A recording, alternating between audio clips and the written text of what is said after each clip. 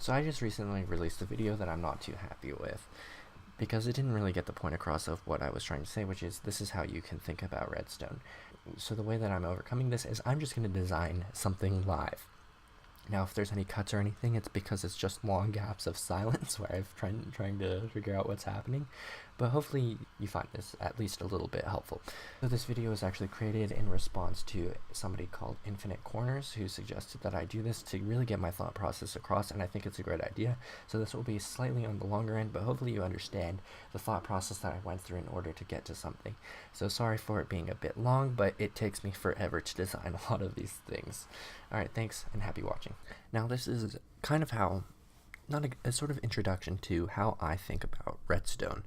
And the way that we're going to be doing this is by thinking about what we want to make overall first. And that's the essence of what you want to do to build something complicated. And then using that, breaking it down into its components and seeing what different parts you need in order to make something fairly complicated happen using simple logic gates.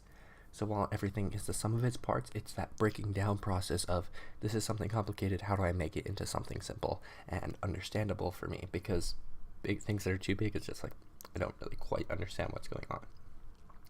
So what I was thinking was that I have made things similar to this before, but essentially have a auto brewer. Now the auto brewer will, what I'm thinking on the UI side, so what you'll see when you're creating it in your world is it will be a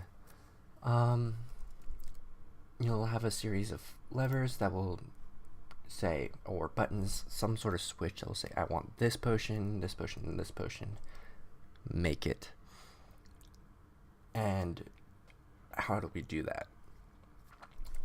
So there are a few components that we need to start off with. So the first component is that we're going to represent in yellow is going to be the kind of item selection.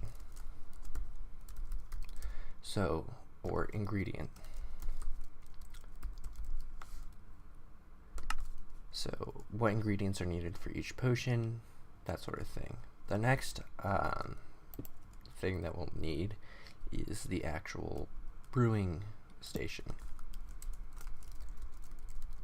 And in terms of that, like, we need a timer, as in how much time for each potion, and we'll also need a way to prevent so we need a timer basically. And the brewing station will also be connected to something that basically, allows for the flow of items properly.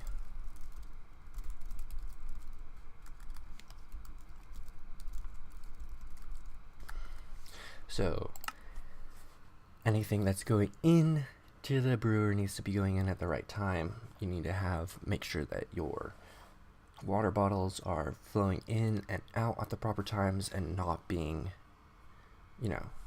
triggered too early or too late. So the easiest way I would think about starting this is building each of these kind of components separately. These two are actually more or less together, but building the ingredient selection and the brewing section separately. So I'm going to get started on the ingredient section, and we'll see kind of how one of the ways that you can make it. So real quick, I'm going to look up how many ingredients there are and so forth. So there are 13 ingredients. So the way that I'm going to start this off is, say you are you're just walking into your world, there's a thing here, here's 13 different potions. Let's grab some stone. And I'm going to do 13 of these yellow blocks. Okay, so now we have a line of 13 ingredients. Each yellow one represents an ingredient. The reason that I put it one block apart is it's kind of difficult to make selection things that are tileable. We can make it tileable in the end, but for now I kind of want to keep it separate so that I have a little bit more room to wire things. So the way that I want this interface to kind of work is, sure, I can do, if I hit a button like this, say this button, and it responds to a healing potion. I could spam this button, and that's like kind of a concern. I mean, if you're doing it in single player, yeah, sure, that's fine, but the biggest thing about making a lot of these things is making it idiot proof even for yourself, because, you know, oh, you lied, you don't know if you hit the button or not. So the first thing that you kind of want to do and is create some sort of way to have an actual triggering mechanism. So what I would be thinking about by starting this off is, instead of having a triggering mechanism that corresponds with a button that you press on an interface, having some sort of separate triggering mechanism. Let's say we're going to make it actually a different color. Some sort of separate triggering mechanism right here, so that you can say, okay, I want this potion and this potion, go. And that way, maybe things will get less screwy. And we can put a bunch of fail safes into it. Now, each one of these potions is going to respond to something, so I'm just going to put a sign up above each of them. Okay, so now we have all of our different potions and their representation. So real quick, each one of these is one that's created with nether wart. We know that nether wart is the base ingredient, so we'll trigger that in some other way. So here we have, I added this on, it's our potion of harming. It requires 2 ingredients, which is the main difference that separates it, so I put it on the end. And the next thing that we need to do is figure out some kind of output for each one of these switches. Okay, so I created a lever system because the way that I want to do this, with lights underneath, just so for visual clarity, the way that I kind of want to do this is I'm saying, okay, so I want to make a potion of night vision and a potion of speed. Alright, now make them. Boom. And I'll get 3 of each, because, you know, that's kind of how it works, and that's sort of what I'm thinking. So the next part of this is to create an AND gate. Now, the reason that we want to create an AND gate is because we want to cross-reference our selected potions with us actually hitting the button. So when we hit the button, the signal will go through and we'll say AO. So the other thing that I could do is, with these, instead of having this, I could create a button, but this way you can switch it back up or whatever. We can think about modifications that we can make later. So let's create a quick little AND gate.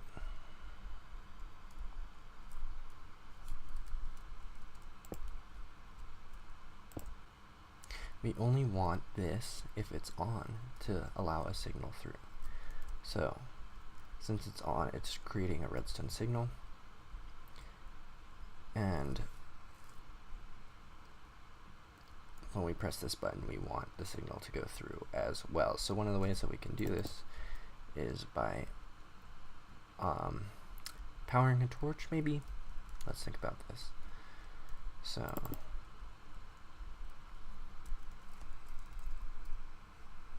let's grab all of our redstone items.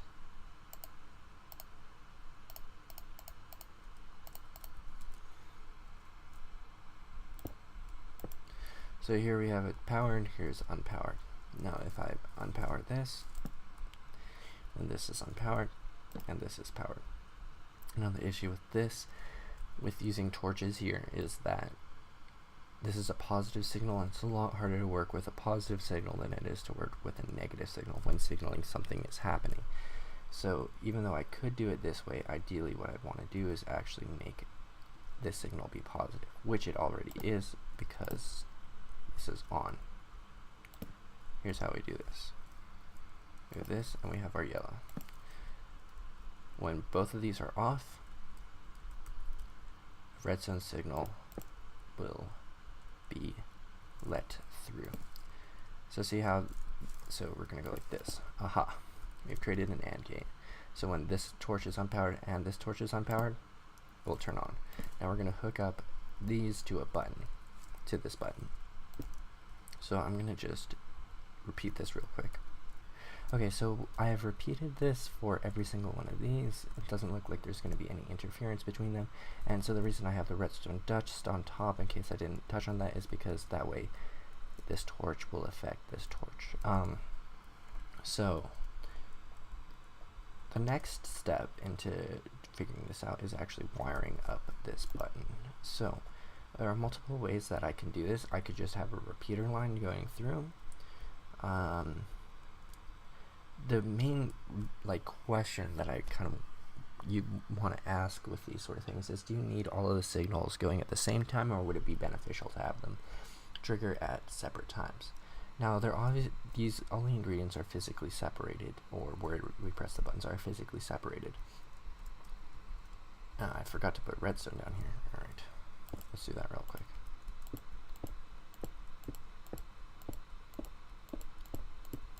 So all of the ingredients and stuff are physically separated from each other. But what they are not separated from is, but do we need to separate them in terms of their timing? So one of the things to think about when we're brewing a potion is that if we're only using one brewing stand, which is kind of how I'm thinking about doing this, is that we need to make sure that only one potion is going in at a time, or at least there's some sort of sequential order so that you're not getting mixed up ingredients. So I actually don't think it would be a bad idea, even though it would be kind of slow, to create a way in which we just trigger everything sequentially. And the easiest way to trigger things sequentially is by having just a line of repeaters, and there's a delay on each one. So we don't need any of the blocks under here. Oh shit.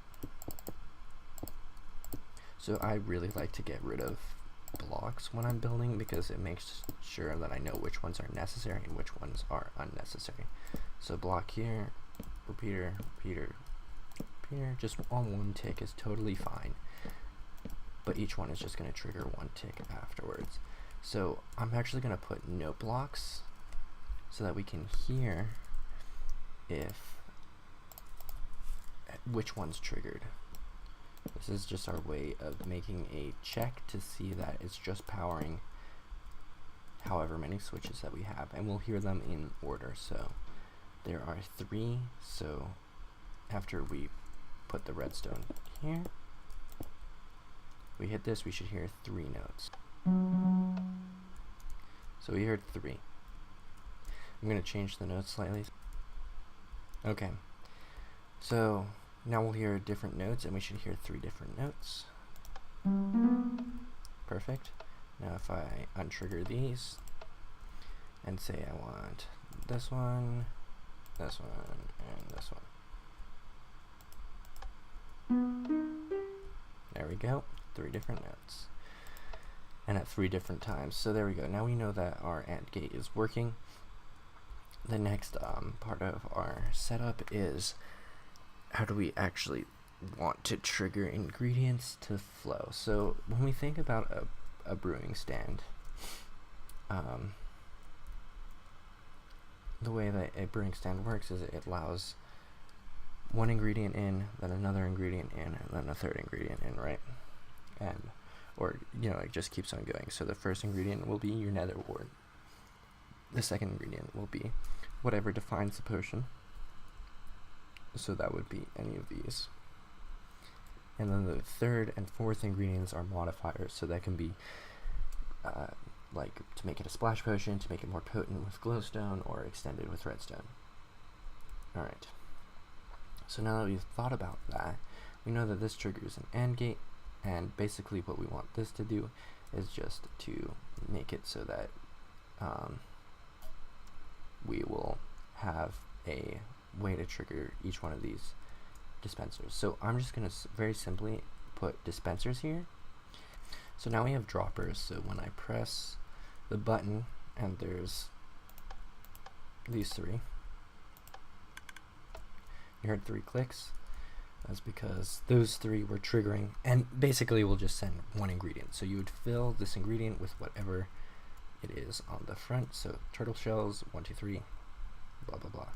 and then that will get triggered and put into some line and some order. So that's a good start. The next thing that we want to think about our potions is, do we want modifiers? Now, when I say modifiers, I mean, so the next thing that we kind of want is modifiers. So we want like redstone or glowstone, that sort of thing. So the only thing that I see foreseeable coming up as a bit of an issue is that any modifiers that you would have, you would need to use for all three. But anyways, let's sort of create some area where those three ingredients would be. So I'm gonna do it on this side of the button. So let's actually select a different color, terracotta. Let's make it light gray. That is an ugly terracotta color. So I'm just going to go 2 blocks out because, you know, consistency. So you have, similar to the last one, there's 3 different ingredients. And we can do it in the same way. Now the wiring is going to be slightly different, but same principle. So I'm going to quickly make it look like it should. The same sort of dealio. We're going to have a way to trigger it.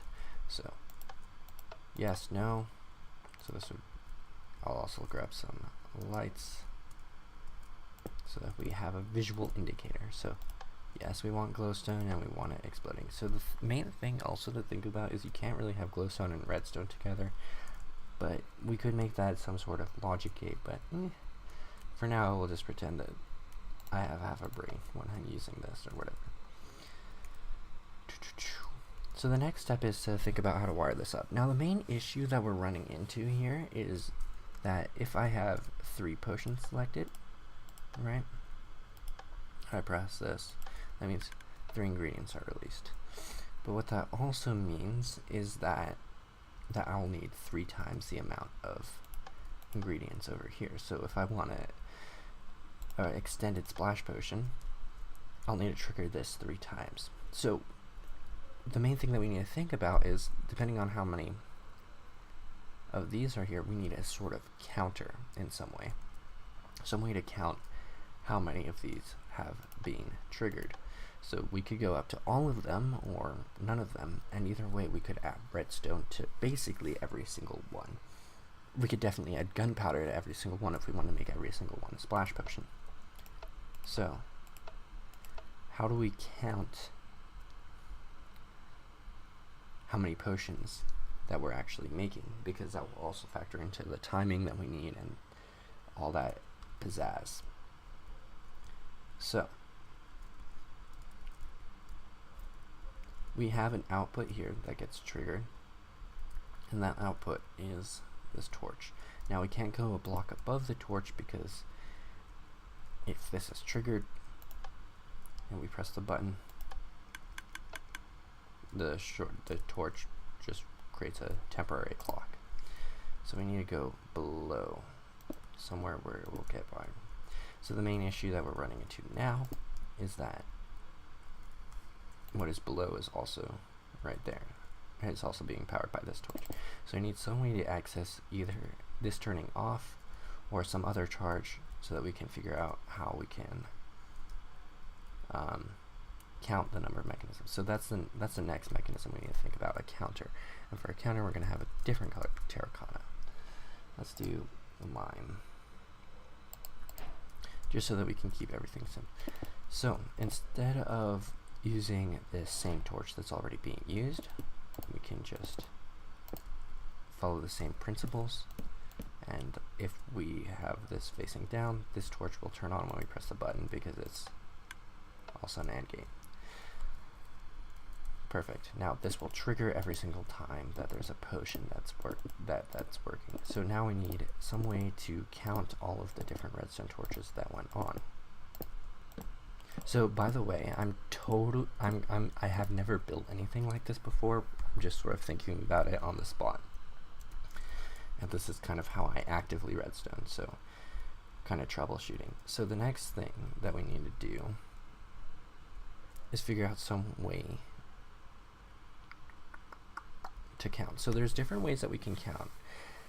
The easiest way to create a counting mechanism is normally by a dropper. The main issue that we run into here, oh, you know what? I just realized something. Oh, no, never mind, we're fine. So it still works. So the easiest way to create a dropper is to create a counter is to use droppers. But the issue with this is that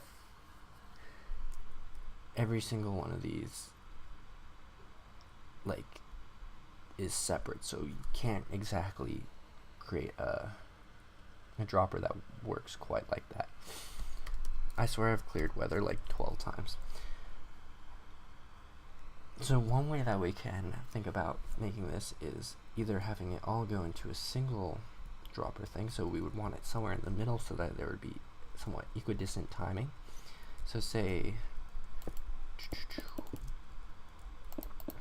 this will probably not work, but let's try it out anyways.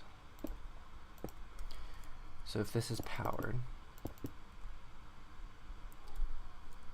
like this, then it will trigger something. Now we could do that for the rest of them as well. Now I already know an issue that we're going to run into here, so let's just say we triggered this one,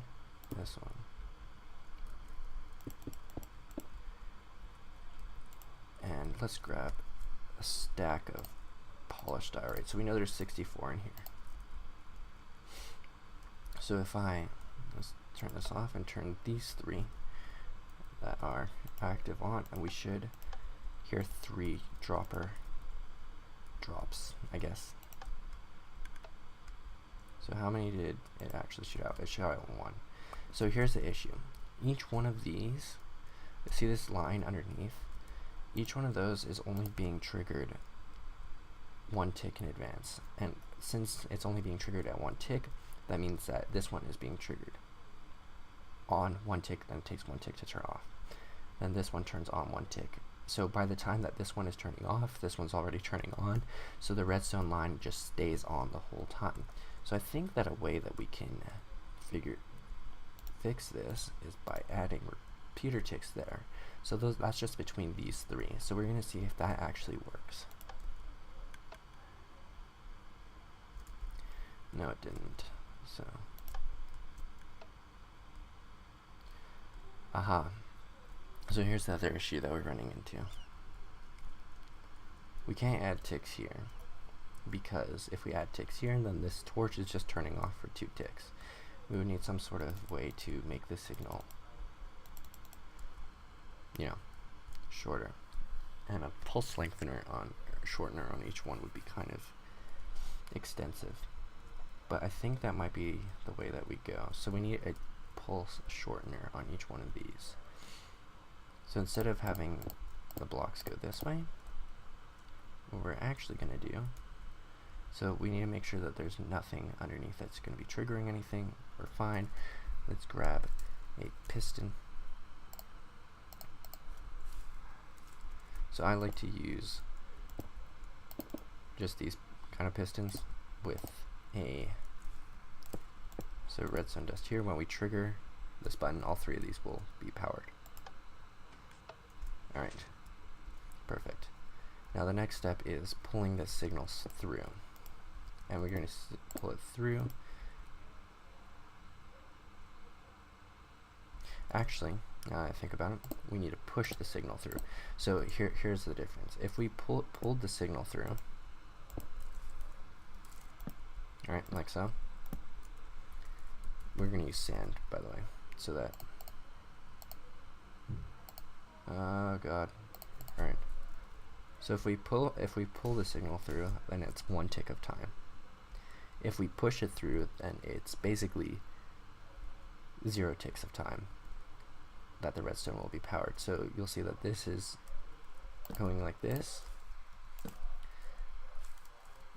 is much faster than the other one, than the alternative. So let's stick the redstone through. and then wire it up. So I changed back these to 1 tick, so I think it still might not work, but you know, it's worth a shot. So boom, I think it shot out 3. Alright, let's try that again. So we know that there's 64 in there.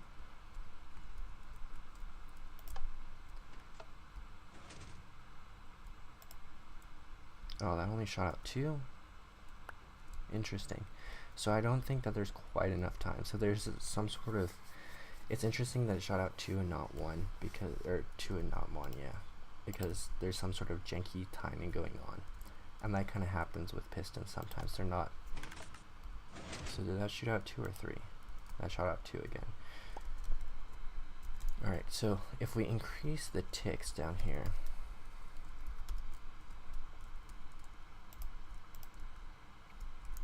then we should see 3 getting triggered. So how many items are in here first off? 64 again. Alright, let's see if this works. So I definitely heard it 3 times. Aha, there we go. Alright, so now we're just going to repeat this same thing along. And you know what I totally realized? So this is 1, 2, 3, 4, 5, 6, 7, 8, 9, 10, 11, 12, 13, 14. So redstone only goes 15 blocks, right? And this is 30 blocks. So that's why I was thinking about putting it in the middle. The issue is if we put it in the middle, then these will count as the same for these. So we're going to need to put it on the end, and we're actually going to probably need maybe 2 counters or some way to,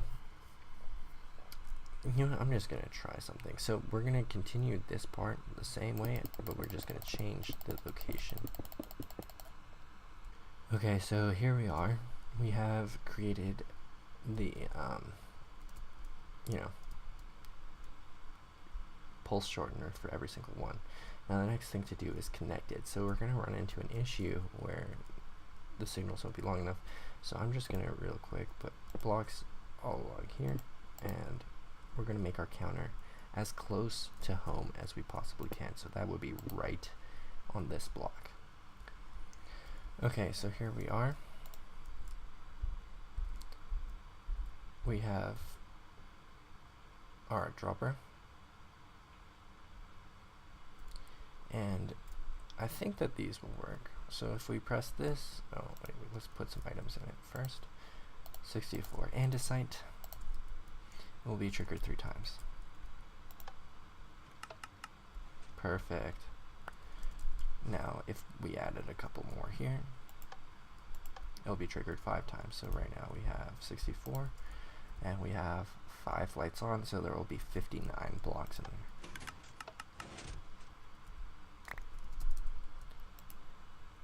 Interesting. Oh, you know what? I didn't add ticks to each one of these, so we have to add ticks to all of here. Just 1 tick. It won't really affect the timing of potions or anything that much, but you know. Alright. So now we have 64, we'll have 59. Now it should work. So we saw 1, 2, and then 1, 2, 3 based off of where they were in position. 59. Perfect.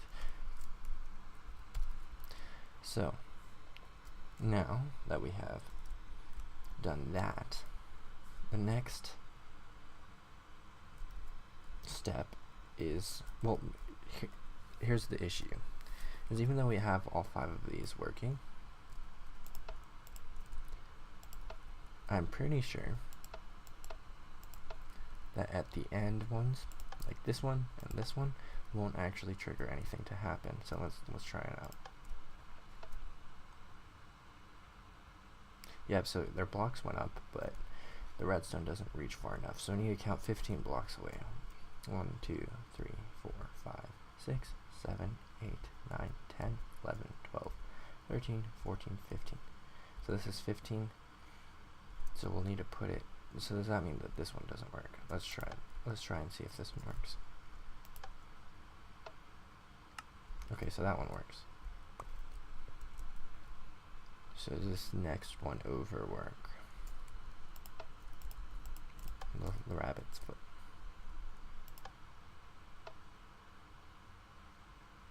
No. Okay, so the rabbit's foot doesn't work. So we need to put it in between here and here. We'll need a pulse extender. So I'm just going to try a repeater. I don't think it will work because it will create all of these one tick pulses, make it a little bit, you know, longer, but we'll see if it works or not. Oh. What the heck? So here's the issue. So since we have it being a one tick pulse, almost no blocks can respond properly to this really short tick that we have going up here, which is why the dropper can. But what this means is that we actually do need it to respond because we need a pulse lengthening extender, or a pulse lengthener. So what we're going to do instead is switch this for all of them, put the redstone on that side. Okay, so I've done it now, but we need to see if it still works for these first three. So I haven't actually created the pulse extender or anything like that, but especially ones that are right next to each other. So those three are right next to each other. Let's see if it... So it looks like it triggered 3 times, but I have to say I'm not 100% sure if these are affected. So we know that these are not currently... You know, let's just turn everything off, just for simplicity's sake. So we only have these 3 on. Now, if I stick... Alright, where's the third one? So since we have 3 in, 3 on, let's make it 4. Oh, fuck. Alright, now we have 4. There should be 4 that come out, so it should be 60.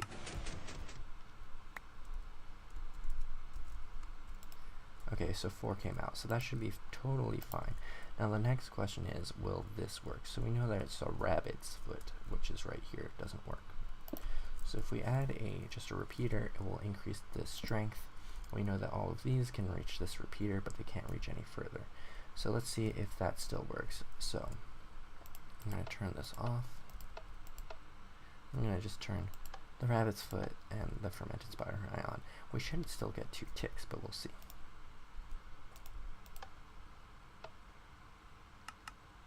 Alright, awesome. So we did get 2. Let's just try all of the last ones. So this is 1, 2, 3, 4, 5, 6.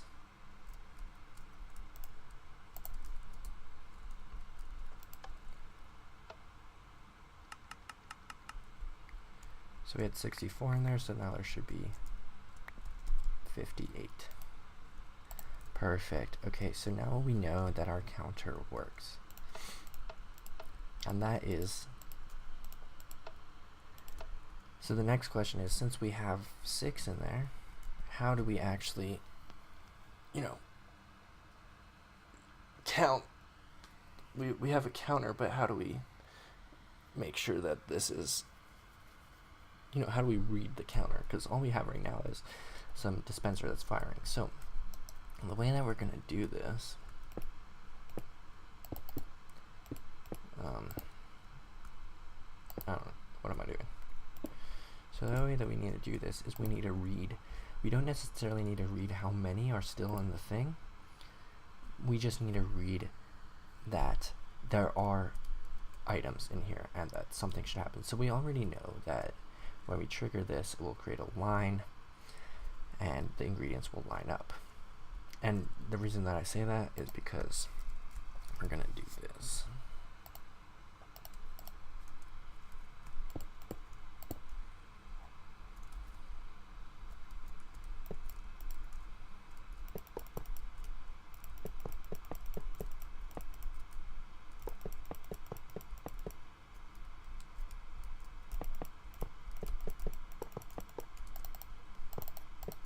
So here, now we've put a hopper line right here. Right. So every single one of the ingredients will follow suit into the hopper. So the first one will get dropped into here and will fulfill the first section, and it will be sequential, like no big deal. So we'll always know if there's, you know, items. The next step is to make it so that we actually know if we know that there's items in here, and we could use a comparator, but we want to have a faster timing, so that's the reason that we built this, and a more accurate counter for the number of items. And if this comparator is active and has stuff in it, then we know that we need to trigger these redstones. And we want to know how many times to trigger it, so we're going to create a certain little clock. So if this is active, we're going to have it go into a repeater just for increasing the signal strength. We're going to have each repeater go back and trigger this. So let's put that there so that it won't actually mess with anything if we don't make it negative. So hold on, I need to think about this. So the way that we can trigger this, if we trigger this, then we'll trigger both. We could butt it, but that seems, so there we go. So now this creates a timer of sorts. So if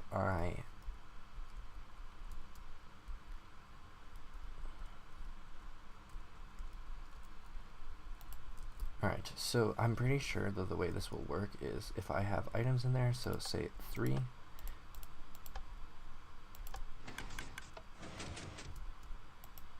yeah, it triggered 1 back. So we want it to work more like a clock, so this needs to turn off.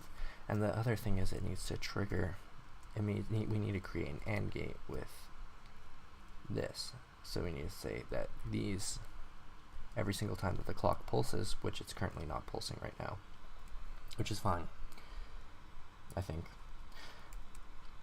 Every single time that the clock pulses, it needs to have an AND gate with this, saying that yes, this is powered and this is powered. So we can do this in the same exact way that we did the other ones. So there is a redstone dust down here. So redstone dust down here. So we know that those two are on. And then a torch. And then boom. So now we need some way to cross-reference this section. So if it is on, it will, both of them are on, or even if one of them is on, it will depower the torch, right? So once both of them are off, it will create a negative. So see, these are on, but that's because, so what we need to do is we need to invert the signal of this clock. So the way that we can invert the signal of this clock is we'll have the clock. It might actually be easier to do this on the other side, like right here. Aha. Yeah, this will be easier. So the way that we can invert the signal of the clock is the same dealio. So if this is on, that means that this torch is unpowered. Once both of them are unpowered, like this, that torch will turn on right there. So you see, same deal. Currently, this is not a functional clock, unfortunately.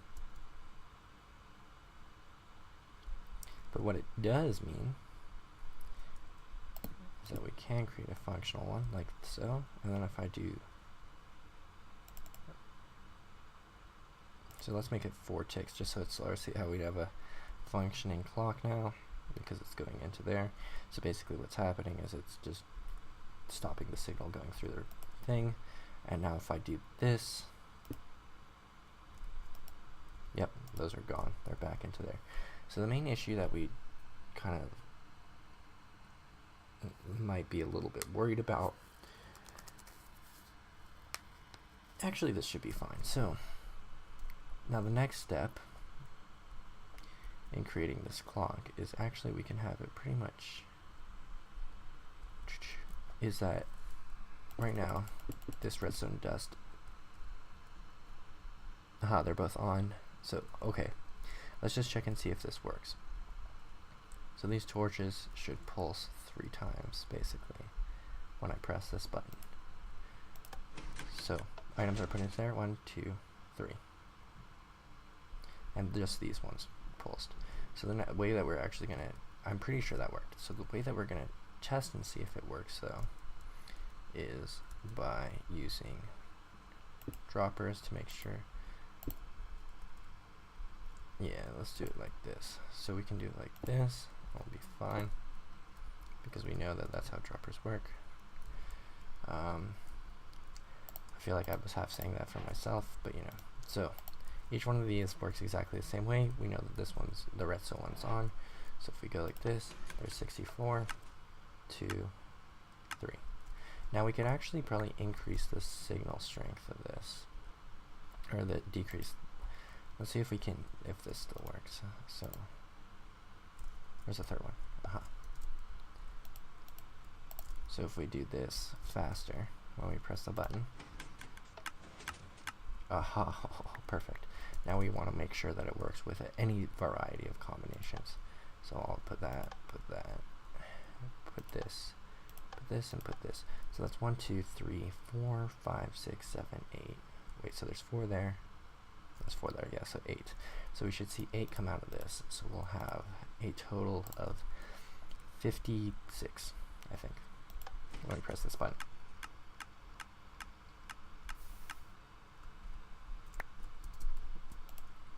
Perfect, okay.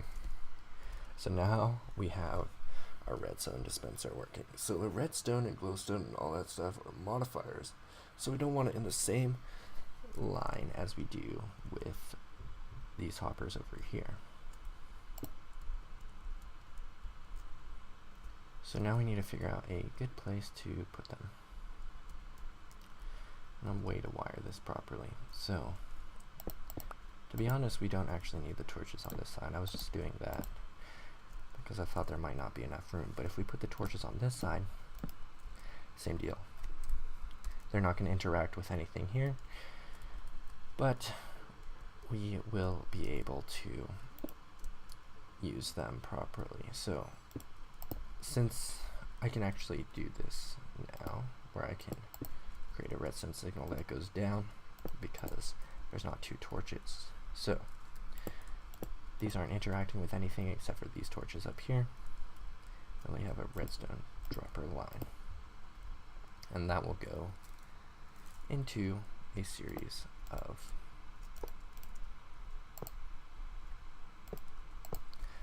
hoppers, and these hoppers will carry the ingredients to wherever they need to go. So the next step would be to start on